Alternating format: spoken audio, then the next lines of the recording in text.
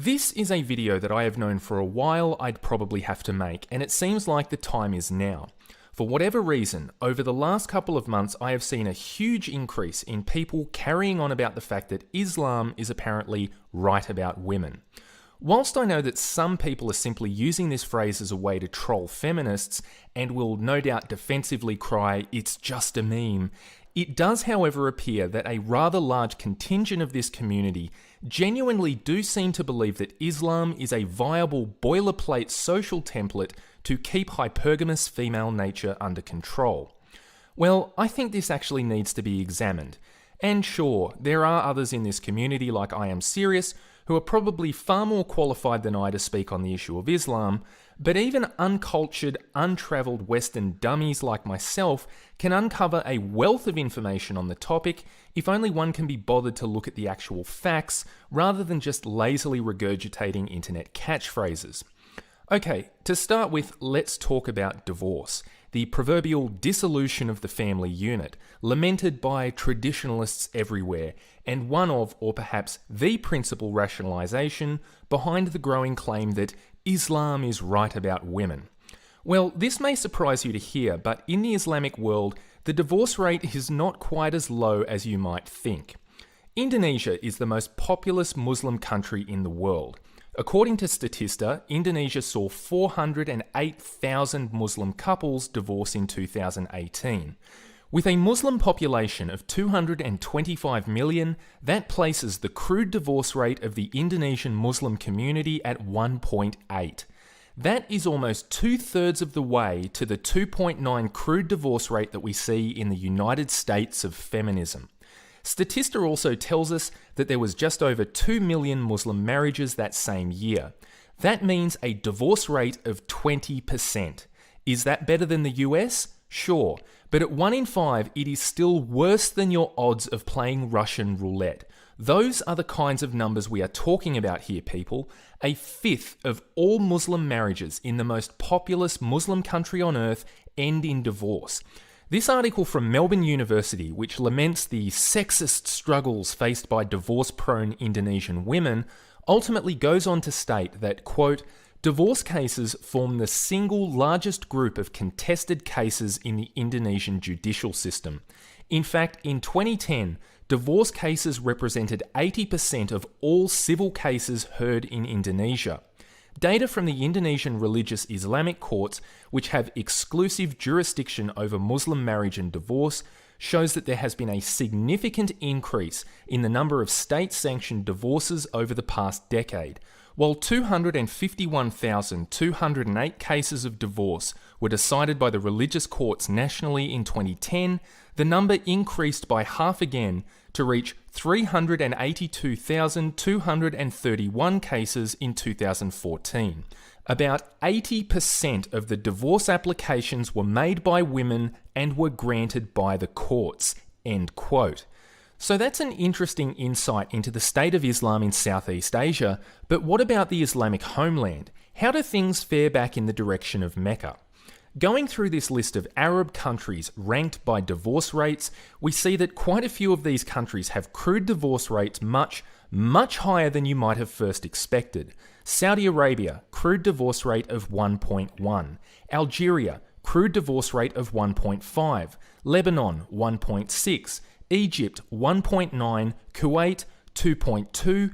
Jordan, crude divorce rate of 2.6. That is 90% of the United States crude divorce rate. And keep in mind that these are countries in the Arab world where Muslims don't just make up the majority population but also control state politics.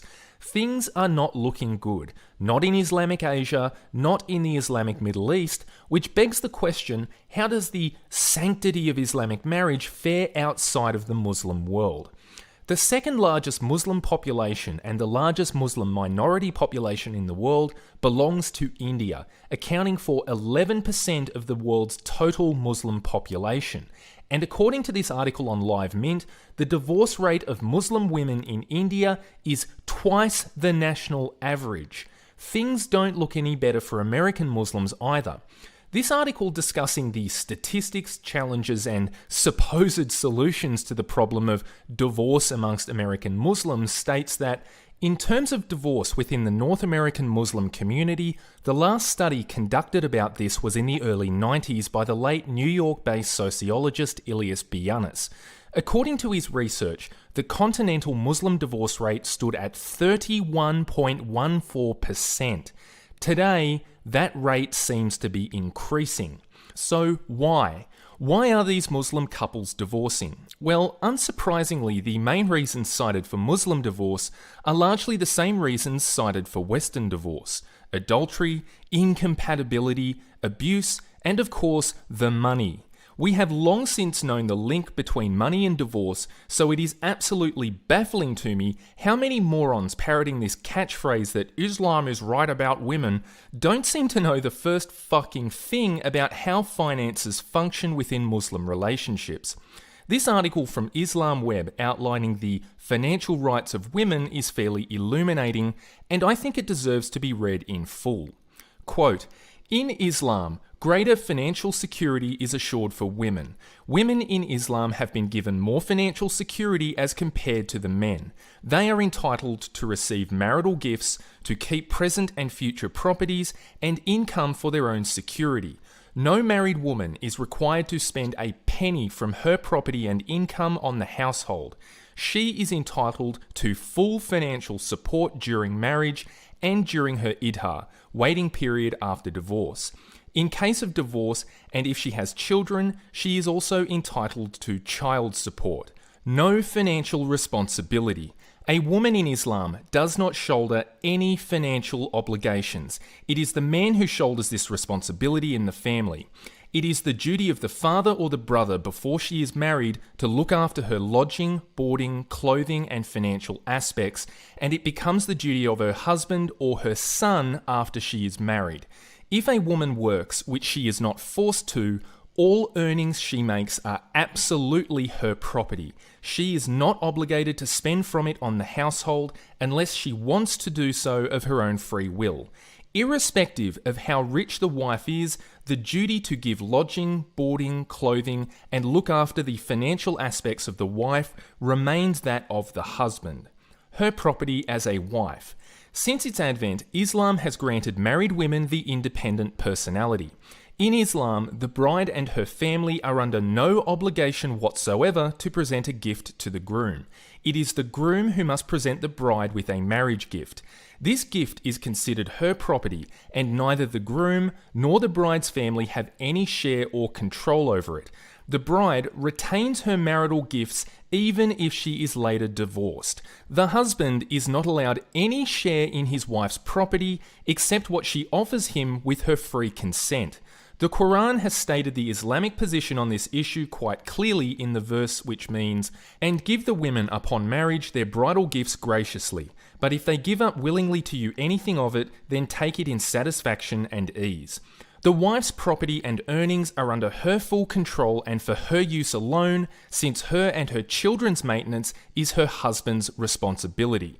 No matter how rich the wife might be, she is not obliged to act as a co-provider for the family unless she herself voluntarily chooses to do so.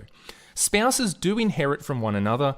Moreover, a married woman in Islam retains her independent legal personality and her family name. Inheritance. Centuries ago, Islam gave the right of inheritance to women. If one reads the Quran, in several verses in chapters like Quran 4, Quran 2, and Quran 5, it is mentioned that a woman has the right to inherit regardless of her status, whether she is a wife, a mother, a sister, or a daughter. Generally, a Muslim woman is guaranteed support in all stages of her life, as a daughter, wife, mother, or sister. These additional advantages of women over men are somewhat balanced by the provisions of the inheritance, which allow the male, in most cases, to inherit twice as much as the female. This means that the male inherits more, but is responsible financially for other females, daughters, wives, mothers, sisters, while the female, i.e. a wife, inherits less but keeps it all for investment and financial security without any obligation to spend any part of it even for her own sustenance, food, clothing, housing, medication, etc. One of the most important differences between the Quran and other faiths is the attitude towards female inheritance of the property of a deceased relative. Islam abolished all unjust customs and gave all the female relatives inheritance shares, unlike other faiths. In the Quran, Allah says what means, "From what is left by parents and those nearest related, there is a share for men and a share for women, whether the property be small or large, a determinate share." Muslim mothers, wives, daughters and sisters had received inheritance rights 1300 years before Europe recognised that these rights even existed. The division of inheritance is a vast subject with an enormous amount of details in different verses of the Quran, such as Quran 4:7, 11, 12, 176. Rational justification of shares. The general rule is that the female share is half the male's, except the cases in which the mother receives equal share to that of the father. This general rule, if taken in isolation from other legislations concerning men and women, may seem unfair. In order to understand the rationale behind this rule, one must take into account the fact that the financial obligations of men in Islam far exceed those of women, as we stated earlier. A bridegroom must provide his bride with a marriage gift, which becomes her exclusive property and remains so even if she is later divorced. The bride is under no obligation to present any gifts to her groom. Moreover, the Muslim husband is charged with the maintenance of his wife and children. The wife, on the other hand, is not obligated to help him in this regard. Her property and earnings are for her use alone, except what she may voluntarily offer her husband. Besides, one has to realise that Islam fervently advocates family life. It strongly encourages youth to get married, discourages divorce, and does not regard celibacy as a virtue. Therefore, in a truly Islamic society, family life is the norm and single life is the rare exception. That is, almost all marriage-aged women and men are married in an Islamic society. In light of these facts, one would appreciate that Muslim men in general have a greater financial burden than Muslim women, and thus inheritance rules are meant to offset this imbalance so that the society lives free of all gender or class wars. After a simple comparison between the financial rights and duties of Muslim women, one can safely state that Islam has treated women not only fairly, but generously. Compulsory marital gift for a woman. When a woman gets married, she is on the receiving end. She receives a gift. She receives a marital gift, which in Arabic is called maher. This is mentioned in the Quran in the verse which says what means, "And give women on marriage their dower as a free gift. But if they of their own good pleasure remit any part of it to you, take it and enjoy it with right good cheer." For a marriage to solemnize in Islam, maher is compulsory. However, in Islam there is no lower limit, nor is there an upper limit for maher. But Islam encourages lower maher because an inflated maher would burden the couple and not only the husband, and make them start their lives with a negative balance, or at least financially exhausted. There are various cultures which have crept into the Muslim societies, which reversed the issue and made the financial obligations of the marriage lie on the shoulders of the wife-to-be and her family. Demanding dowry from the wife, directly or indirectly, is prohibited in Islam. Nonetheless, if the parents of the girl wish to give her something out of their own free will, then this is acceptable. But demanding or forcing directly or indirectly is prohibited in Islam. End quote. I know that was a rather long list of give-me-dats, but I think it was necessary to read in full to truly gain a concrete understanding of the financial realities surrounding Muslim marriage. Now, that last part about maher, the Islamic dowry or bride price, is extremely important for understanding further dynamics of Islamic marriage and subsequently Islamic divorce. The article claims that Islam encourages lower mahr, but that doesn't appear to be the reality. As we know full well, there are really no upper limits on the gibs-me-dats of women. If you give women an inch, they will take a mile. Muslim women are, of course, no exception. Take, for instance, this article titled